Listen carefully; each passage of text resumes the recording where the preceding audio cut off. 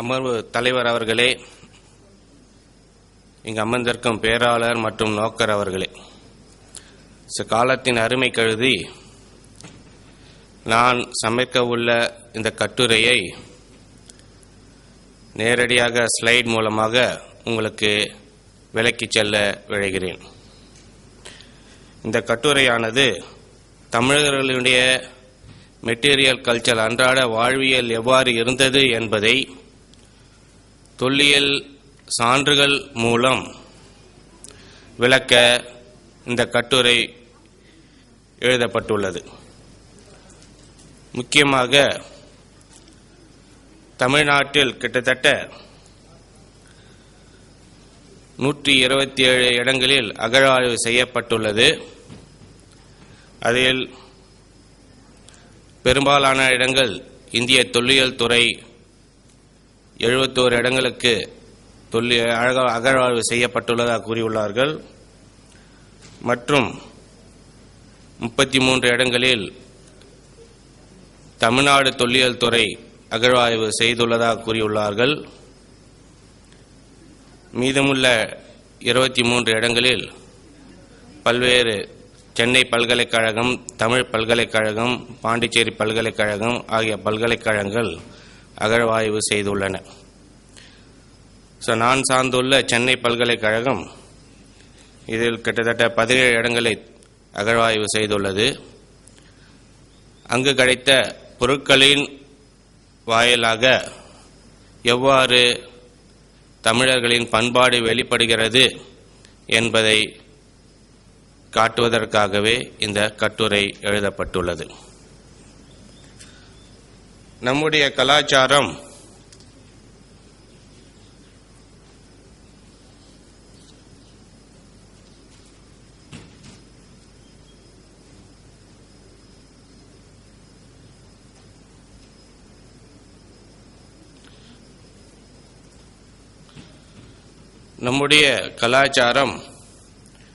பழங்கற்காலத்திலிருந்து ஆரம்பிக்கிறது. தமிழருடைய கலாச்சாரமானது தமிழர்கள் பழங்கற்காலத்திலிருந்து ஆரம்பிக்கிறது. முக்கியமாக ஏர்லி ஹிஸ்டாரிக் பீரியட் என்று எடுத்துக்கொள்வோமானால் அந்த ஏர்லி ஹிஸ்டாரிக்கல் பீரியட் அந்த காலத்திலிருந்து தான் அதிக அளவில் நமக்கு சான்றுகள் கிடைக்கின்றன. பழங்கற்காலத்திற்கு பிறகு மைக்ரோலித்திக், அதாவது நுண்ணிய கற்காலம் மற்றும் புதிய கற்காலம், அதன் பிறகு அயனேஜ் என்று சொல்லப்படும் இரும்பு காலம் கிடைக்கிறது. அதன் பிறகு இந்த இரும்பு காலத்தில் கடைசியில் நமக்கு பெருங்கற்கால பண்பாடு கிடைக்கப்பெறுகிறது. இவை அல்லாது நமக்கு லிட்ரேச்சர்ஸ், அதாவது நூட்கள் மூலமாக, சங்ககால நூட்கள் மூலமாக பல்வேறு பண்பாடுகளை பற்றிய கூறுகள் அதில் விளக்கப்பட்டுள்ளன. இந்த பண்பாடு கூறுகளும் தொல்லியல் சான்றுகளும் தரவுகளும் சேர்த்து பல்வகையில் நம்முடைய தொல்லியல் சான்றுகளின் மூலமாக தமிழர்களின் வாழ்வியல் எவ்வாறு இருந்தது என்பதை விளக்குவதற்கு இந்த தொல்லியல் சான்றுகளும் மற்றும் இலக்கியங்களும் உதவுகின்றன. முக்கியமாக நம்முடைய தமிழர் பண்பாட்டில் இரும்பு காலத்தில் நம்முடைய தமிழ்நாட்டில் பரவலாக பல்வகையில் மக்கள் இடம்பெயர்ந்துள்ளார்கள்.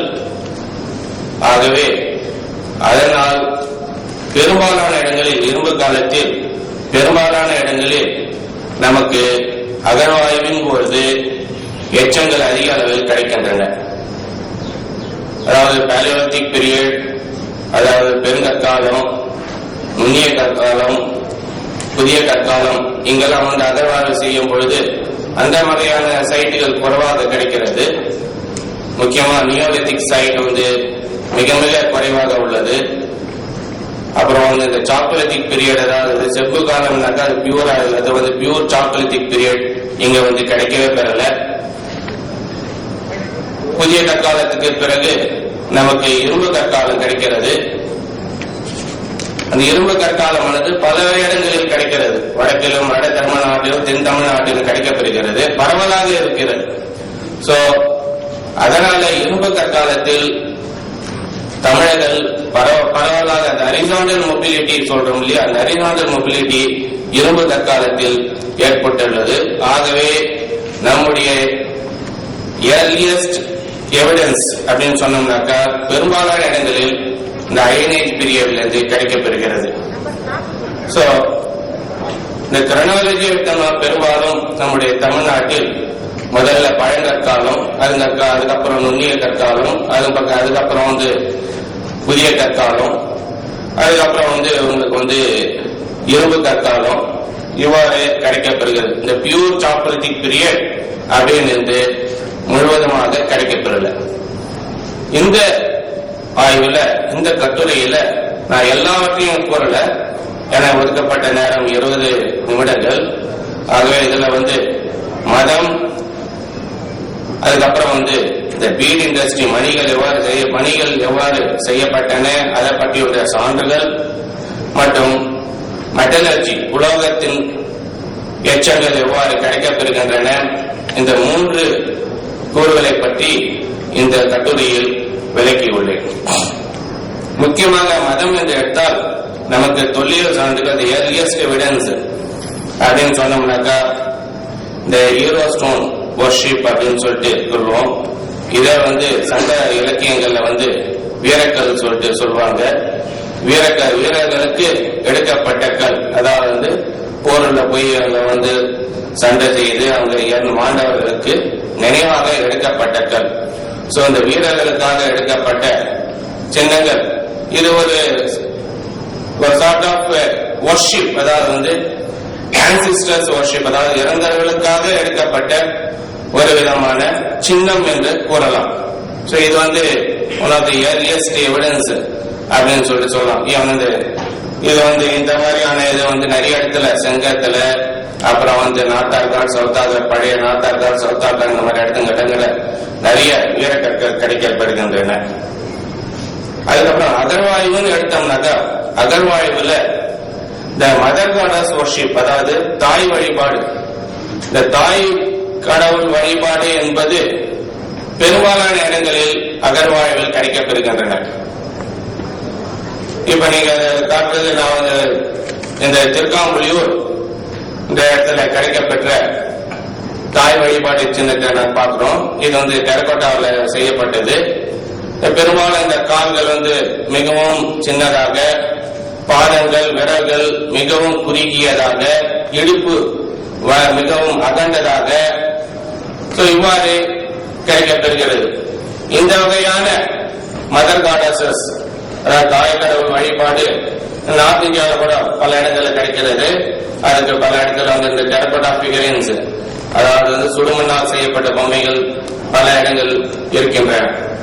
சோ இதெல்லாம் உங்களுக்கு கொஞ்சம் earliest period, early centuries of Christian era அப்படின்னு சொல்லிட்டு சொல்லலாம். அதாவது கிமு 100 கிபி 100 அந்த காலகட்டத்தில் கிடைக்கப்பெறுகிறது.